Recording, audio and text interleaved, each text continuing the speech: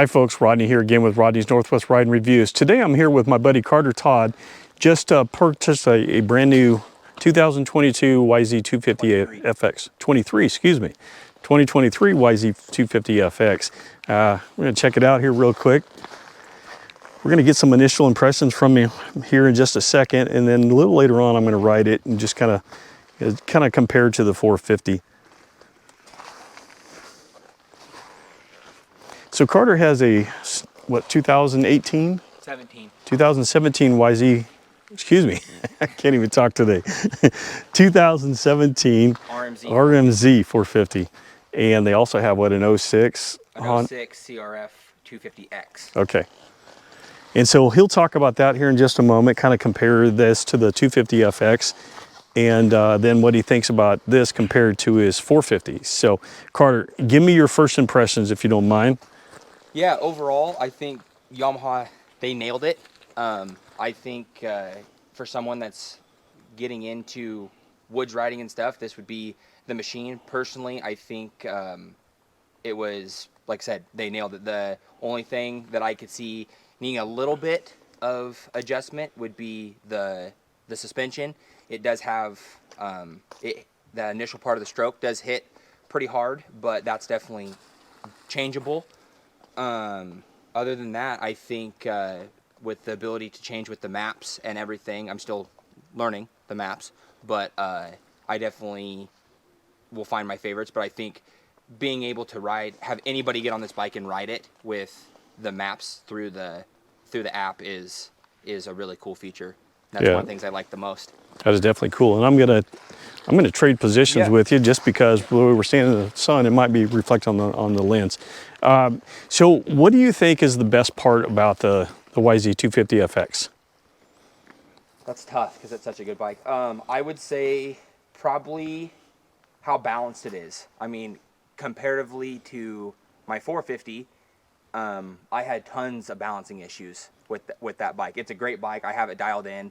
I could make a whole segment on that alone. But I think the balance for sure. You get on it. I mean, bone stock bike, and it just feels like it's just glued to the ground, and it wants to go where you want it to go. Perfect. So when you're talking about balancing, you're actually talking about how well it corners. Yes. The pitching, forward and aft. Absolutely. Okay.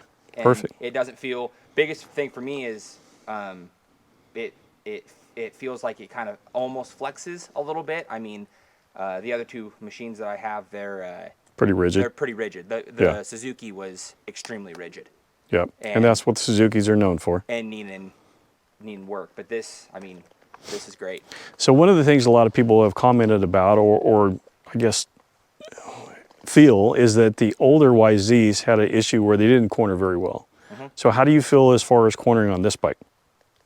I feel like it's great. I mean, I went through some corners pretty slow just to get a feel for it, and then hit some corners pretty hard, and I mean they both feel the same. So I mean, that tells me that it's pretty well balanced bike. For sure. So for anybody who may not be familiar with the YZ250FX, so it's going to come standard with an 18-inch rear tire.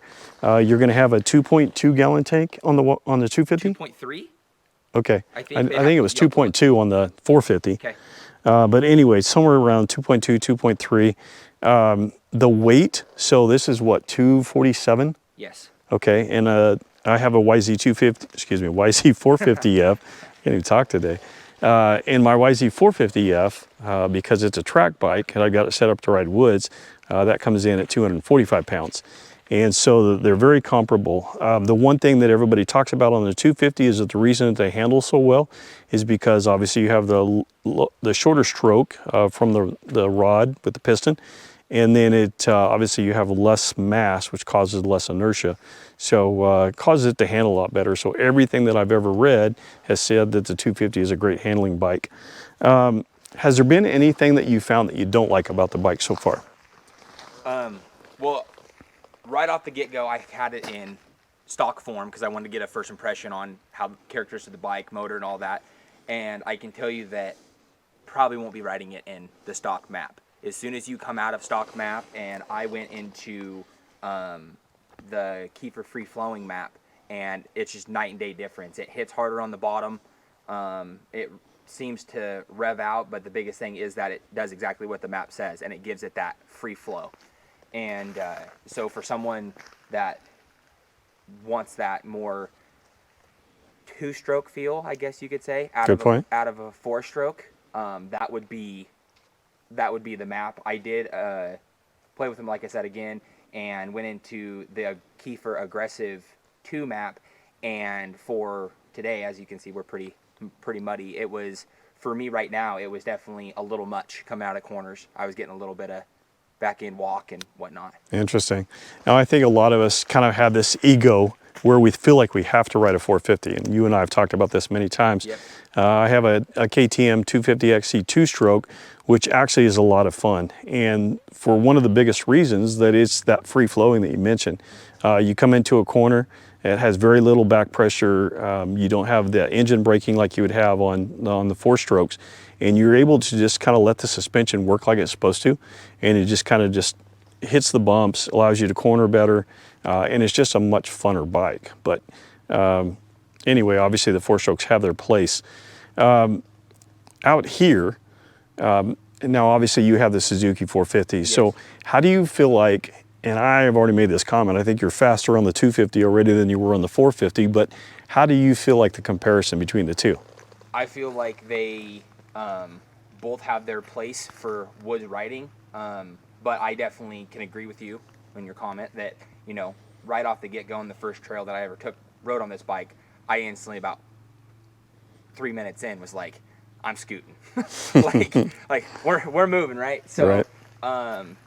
But the 450 is, you know, they're, like I said, they have their place for someone that wants that, you know, that full bottom end power and to then kind of rev out. Some people may not like the 250 just because I feel like you have to ride it. You do have to ride it harder to get that performance. You definitely have to ride it more aggressive. And some people, especially beginners, may not feel like they're there yet, or it may, you know, I'm going to use the word scared, but it's just intimidating, right? Yeah. And so with the 450, I just think that they're all around good bike, but for the woods, I mean, the FX has proven that you don't need a big bore to have fun. It's very interesting because obviously there's give and take, and obviously you can be lazy on a 450. And like you mentioned, you do have to ride a 250 harder, but on the other hand, a 250 won't get you in trouble like a 450 will. True, and I do think that the 250, personally, I think a 250 will and can make you overall a better rider, because you do have to stay intact and you have to get the higher RPMs out of it, so you don't get lazy. Mm-hmm. And I definitely found myself a little bit more tired on our break than from riding the 250. From riding the 250. Interesting. Yes. Okay. Do you feel like it's easier for you to pick and choose the lines that you want to ride on the 250? Absolutely. Yeah, the ability to actually stay centered and just throw the bike is night and day compared to feeling like you're riding when you're riding a 450. I definitely think that you use more leg when you're riding a 450, and I felt like I could use a little bit more arm strength just to kind of toss the bike and let it just kind of float instead of demanding the 450 where to go. Yeah, absolutely. Well, I'm going to get a chance to ride it here in a little bit, and I'm going to put Carter back on my YZ and have him just kind of feel the difference, and we'll kind of talk about that kind of after we're riding. So thanks for watching. Stay tuned.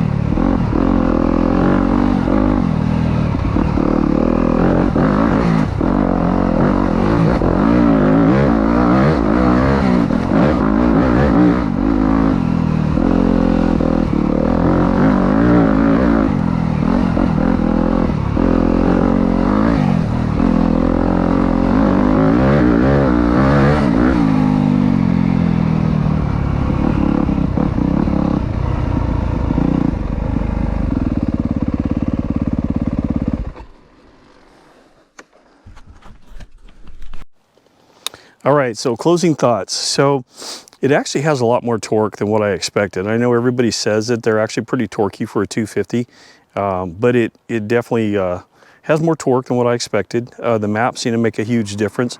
So, you know, there's Kiefer has an aggressive map, which it's definitely more aggressive, but it seems like it really has an on-off throttle that you don't have in some of the other maps, and maybe just because they're not as aggressive. But anyway, so, you know, the bike handle is great. Everybody has said that 250 is kind of the way to go, you know, if you're looking for a great handling bike, and I can understand why so many people, you know, do GNCC with them.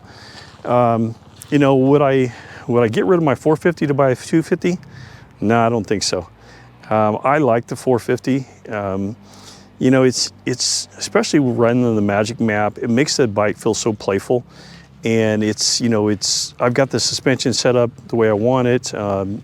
Darren Mees over at M9 Suspension has done a great job setting that up. And so what he does is he goes in there and he kind of softens the valving on the initial part of the stroke, and then makes it more progressive towards the end of the stroke. So it's got more hold up, or I should say it's got more bottoming resistance, but yet it's very compliant for riding in the woods. So I know Carter's going to get that done on this one, and so this bike ought to be amazing at that point. This is definitely spools up quick, and that's what makes it fun to ride. So, you know, for somebody, you know, moving up to a 250, I think the YZ is definitely a great choice. Does somebody need a 450 to begin with? Absolutely not. I think they would definitely see benefits in the 250, and with the Yamaha Power Tuner app, you can kind of tune it the way you want it to be either more or less aggressive. So thanks for watching, guys. I appreciate your time. Take the time to like and subscribe. We've got new content coming out on a weekly basis, and thanks again.